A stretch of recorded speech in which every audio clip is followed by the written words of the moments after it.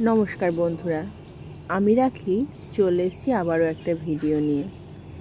তো এই ভিডিওটা ফোনে অনেক দিন থেকেই ছিল। এটা ছিল 15ই আগস্টের ভিডিও। তো ঘড়িতে এখন বাজে সকাল 6:45। আমি একটু আদা দিয়ে চা বসিয়েছি। গত কয়েকদিন থেকে শরীরটা বেশ খারাপ, প্রচণ্ড পরিমাণে ঠান্ডা লেগেছে আর জ্বর।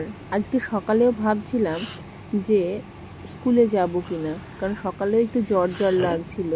কিন্তু যেহেতু আজকে স্বাধীনতা দিবস, এই দিনটাতে তো বাড়িতে বসে থাকা কোনো মতেই সম্ভব না। স্কুলটা কেমন একটা যেন এই দিনটা একটু টানে। পতাকা উত্তোলন হবে, ছাত্রছাত্রীদের গত 1 মাস থেকে একটা প্রোগ্রামের জন্য রেডি করিয়েছি, তারা সেই প্রোগ্রামটা করবে। তো সেই জন্য সমস্ত জ্বর ঠান্ডা লাগাকে দূরে সরিয়ে রেখে এখন আমি ওষুধ খুঁজছি, ওষুধটা খেয়ে বেরিয়ে যাব। তো চোখের সামনে প্যারাসিটামলটা আছে, কিন্তু শরীরটা এতটাই খারাপ, দেখতেই মনে হচ্ছে পেলাম না। তো যাই হোক, এই যে ঝটপট করে আমি রেডি হয়ে গেছি। তো যবে থেকে ফেসবুক ইউজ করছি, এই স্বাধীনতা দিবসের দিন একটা পোস্ট খুবই দেখতাম যে আমরা মেয়েরা কি সত্যি স্বাধীন। তখন মনে হতো যে প্রত্যেকবার স্বাধীনতা দিবস আসলে এই ধরনের পোস্টগুলো ফেসবুকে দেখতে পাই। আসলে এই সমস্ত পোস্টের কোনো মানেই হয় না।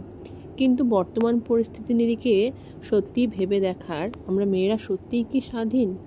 চারিদিকে যে পরিমাণ আন্দোলন চলছে, যা কিছু চলছে, সেসব আলোচনা বাদ দিয়ে আমাদের দৃঢ় প্রতিজ্ঞ হতে হবে যে আমরা শেষ দেখে ছাড়ব, আর এই প্রতিবাদটা আমরা চালিয়েই যাব যতদিন না সুবিচার পাই। তো আজকে সকাল থেকে প্রচণ্ড পরিমাণে রোদের তাপ।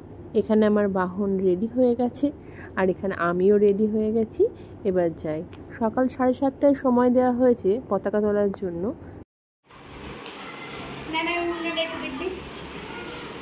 আমি অন্য আনিনি, আমার সকালবেলায় হচ্ছে জ্বর এসেছে আমার।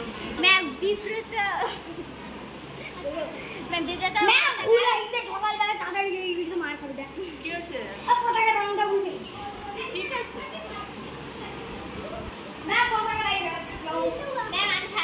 কখন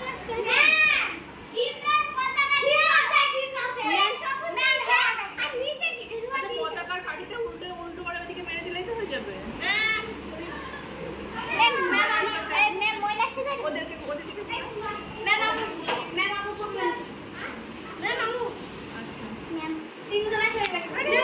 সুন্দর শাড়ি, দারুণ দারুণ লাগছে দেখতে।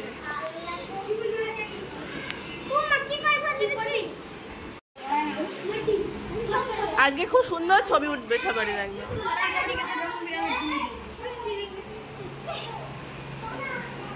তাদের একটা টিপগুলো আগে পরিয়ে দিই। যারা নাচ করবে তাদেরকে সাদা শাড়ি পরে আসতে বলেছিলাম, আর একজনকে বলেছিলাম যে তার শৃঙ্গার টিপ আছে বলেছিল, তো ওকে বলেছিলাম শৃঙ্গার টিপটা স্কুলে নিয়ে আসতে। সবাইকে কপালে পতাকা আঁকিয়ে, মানে যেখানে টিপ পরি সেখানে পতাকা আঁকিয়ে দেব টিপের মতো করে। তো দেখতেও ভালো লাগবে নাচের সঙ্গে। তো ওই যে শৃঙ্গার টিপ নিয়ে এসছে, আর এরা লাইন করে দাঁড়িয়ে আছে প্রত্যেকে কপালে পতাকা আঁকবে বলে।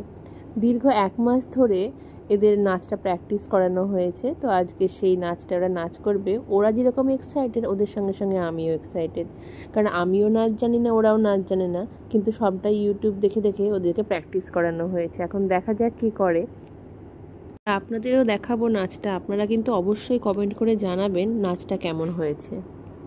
ক্লাসরুমে বাচ্চাদেরকে রেডি করছি, আর বাইরে স্যার যে সমস্ত কাজগুলো আছে, পতাকা রেডি করা আর সমস্ত টেবিল দিয়ে মনীষীদের ছবিগুলো সাজানো, সেইগুলো করছে। তো প্রাক্তন ছাত্রছাত্রীরাও এসেছে, আর আশেপাশের গার্জিয়ানগুলোও এসেছে। তো একটু পরে পতাকা উত্তোলন করা হবে। এটা হচ্ছে ক্লাস 2 এর ব্যাচ। অবশ্য তার মধ্যে সবুজ শাড়ি পরা যে ছোট্ট মেয়েটা, ও ক্লাস 1-এ পড়ে। ওর নাচের আগ্রহ দেখে ওদের সঙ্গে একেও নিয়েছি। লাস্ট 1 সপ্তাহে এরা পুরো নাচটা তুলে খুব সুন্দর করে প্র্যাকটিসও করে নিয়েছে। আমি তো ভাবতেই পারিনি এত সুন্দরভাবে ওরা করতে পারবে নাচটা। তো প্রথমে একজনকেই নাচটা শেখাচ্ছিলাম, তারপরে ভাবলাম যে এত হেডেক নিতে পারছি না, ক্লাস 4-এর 2টো গানের নাচ আছে, আবার এদেরকে নাচ, তো শেখানোটা বন্ধ করে দিয়েছিলাম। তারপরে ঠিক 1 সপ্তাহ আগে হঠাৎ করে ওদের নাচটা যখন কমপ্লিট হয়ে গেল, কি মনে হলো যদি না এদেরকেও শেখালে বেশ ভালো লাগবে, প্রোগ্রামটা একটু বড় হবে। তো সেই মতো এদেরকে শেখালে, এবং 1 সপ্তাহের মধ্যে প্রত্যেকে কিন্তু নাচটা খুব সুন্দর তুলেও ফেলেছে। ক্লাস 4-এর যে গ্রুপ ডান্সটা আছে ওই গ্রুপটাকে এর আগেও নাচ করিয়েছি। তো ওদেরকে নিয়ে ভয় নেই, ওদের সেই সাহসটা হয়ে গেছে একবার নাচ করে, কিন্তু এটা তো প্রথম, তো এদেরকে নিয়ে একটু টেনশান ছিল এটা কি করবে, করতে পারবে কি না পারবে, কিন্তু দেখছি না বেশ ভালোই করছে। এরা কিন্তু কেউ কোনোদিন নাচ শেখেনি। প্রত্যেক দিন টিফিনের সময় কিংবা টিফিনের পরের ক্লাসে ফোনে ইউটিউব চালিয়ে ওদেরকে নাচের স্টেপগুলো দেখাতাম, আর যেখানে ভুল হয়ে যেত সেখানটা ধরিয়ে দিতাম। তো সেই ইউটিউব দেখে দেখে কিন্তু ওরা এই নাচটা শিখেছে। প্রতিভা কিন্তু সবার মধ্যেই থাকে, শুধুমাত্র প্রতিভাটাকে বের করে নিয়ে আসতে হয়। আর এই যে এটা হচ্ছে আমার 4-এর ব্যাচ, এদের প্রতি আমার সেই কনফিডেন্সটা আছে যে এরা পারবে। আর এদের মানে ড্রেসটা এত সুন্দর হয়েছে প্রত্যেকের, না ভীষণই ভালো লাগছে দেখতে। তো আজকে শরীর খারাপ, জ্বর, সর্দি, কাশি সমস্ত কিছু পিছনে ফেলে যে স্কুলে এসেছি শুধুমাত্র এদের জন্যই।